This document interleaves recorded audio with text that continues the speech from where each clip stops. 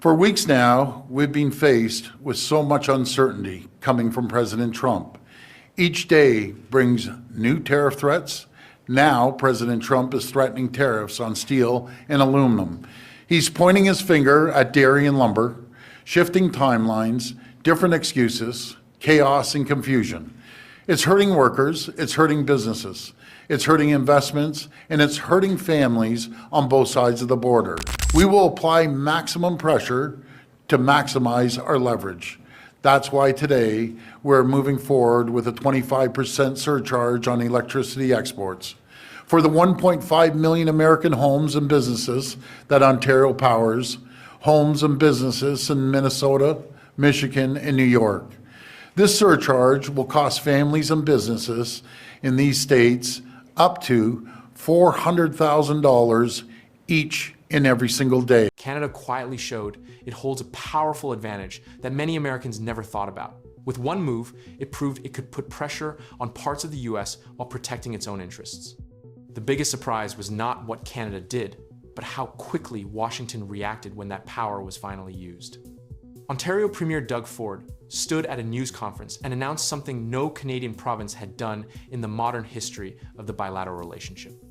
A 25% surcharge on electricity exported from Ontario to New York, Michigan, and Minnesota effective immediately, part of a suite of retaliatory measures against US tariffs on Canadian steel and aluminum.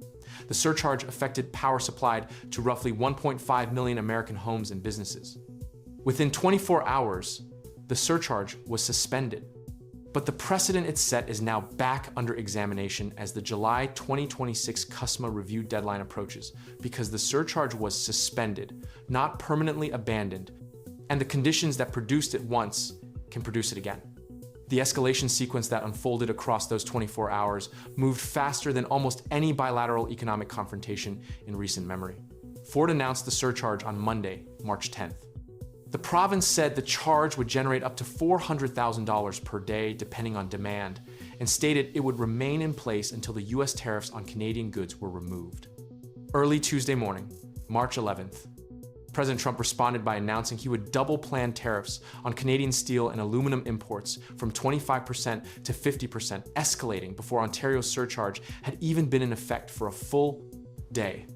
Trump posted on Truth Social that Ontario would pay a financial price for this so big that it will be read about in history books for many years to come. US stock markets fell on Tuesday in response to the escalation. By Tuesday afternoon, the confrontation had reversed entirely. Ford spoke with US Commerce Secretary Howard Lutnick and described the conversation as productive covering, in Ford's words, the economic relationship between the United States and Canada. Lutnick agreed to meet with Ford and the US trade representative in Washington 2 days later, on Thursday, March 13th, to discuss a renewed USMCA ahead of the April 2nd reciprocal tariff deadline. In a joint statement, Ford and Lutnick confirmed.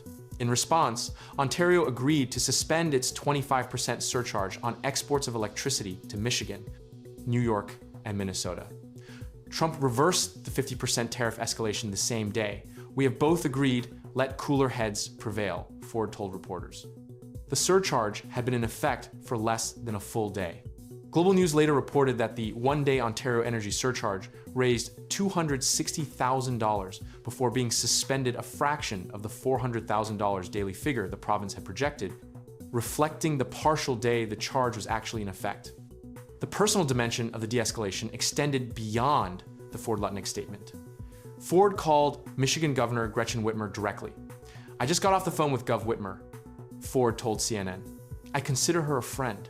We worked together for 7 years. She's a wonderful person, and I apologize to her. She understands." Ford specified the scale of what Ontario supplies across the border. Ontario powers 1.5 million homes and businesses in Michigan, New York, and Minnesota. That is not a marginal export relationship.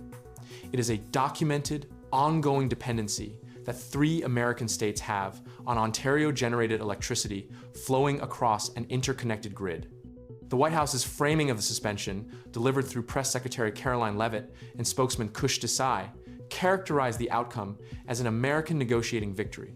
After President Trump threatened to use his executive powers to retaliate with a colossal 50% tariff against Canada, Ontario Premier Doug Ford spoke with Secretary Lutnick to convey that he is backing down on implementing a 25% charge on electricity exports to the United States.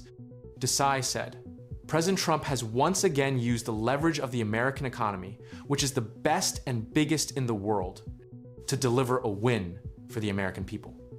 Leavitt separately criticized the surcharge during a White House briefing, and Trump stated he would declare a national emergency on electricity in the affected American regions, a declaration that, according to CBC reporting, appears not to have been formally issued following the suspension. What the 24-hour episode demonstrated, regardless of how either side characterized the outcome, is that the interconnected North American power grid creates a form of leverage that neither side had previously tested at this scale. The grids serving Ontario, New York, Michigan, and Minnesota are physically interconnected. Electricity generated in Ontario flows across the border through transmission infrastructure that has operated as an integrated system for decades. ISO New England and the New York Independent System Operator both rely on imported Canadian hydroelectric power as part of their regional supply mix, particularly during periods of peak demand. A 25% surcharge does not need to actually reduce the physical flow of electricity to create disruption. It changes the cost calculus for the utilities and grid operators purchasing that power. And it introduces a variable into regional electricity pricing that grid operators had not previously needed to model as a geopolitical risk factor. Ontario's hydroelectric and nuclear generation capacity gives it a structural export surplus that the province has sold into the American Northeast and Midwest for decades as a routine commercial arrangement. Uncontroversial, reliable, and largely invisible to the general public on either side of the border. The March 2025 episode made that arrangement visible for the first time as a potential point of leverage in a trade conflict, and it did so in the most direct way possible, by actually implementing the surcharge, even briefly, and demonstrating that Ontario's government has both the legal authority and the political willingness to use it. The Guardian's coverage at the time captured the broader stakes of the confrontation, describing it as a moment where a routine cross-border commercial relationship became, within hours, a test of how a trade dispute could spill into critical infrastructure. CBC's reporting from the same period referenced the even more extreme version of this leverage that Canadian officials have occasionally referenced in passing. Cutting off oil exports entirely described in Canadian commentary as Canada's nuclear option, a measure with consequences so severe for the American Midwest and Northeast that no government has seriously proposed implementing it, but whose mere existence as a theoretical possibility shapes how seriously Washington treats Canadian energy sector leverage in any negotiation. As the July 1st, 2026 CUSMA review deadline approaches, the March 2025 electricity surcharge episode is the closest precedent available for understanding how quickly an energy-based retaliatory measure can escalate a trade dispute and how quickly it can also be reversed when both sides have sufficient incentive to step back. The automotive content disputes, the Section 232 tariff structure, and the unresolved dairy market access questions currently on the table for the CUSMA review are not directly connected to electricity exports. But the precedent the March 2025 episode established is that Ontario has both the legal mechanism and the demonstrated willingness to impose an electricity surcharge with less than 24 hours notice, that doing so produces an immediate and measurable market reaction in the United States, and that the de-escalation pathway, a direct conversation between Ontario's premier and a senior US official, followed by a mutual stand-down, exists and has been used successfully once already. The surcharge was suspended on March 11th, 2025.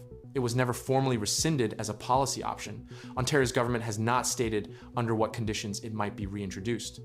And the 1.5 million American homes and businesses in Michigan, New York, and Minnesota that draw power from Ontario's grid remain, as they were in March 2025, on the receiving end of an electricity supply relationship that one 24-hour episode demonstrated can become a negotiating instrument with almost no advance warning.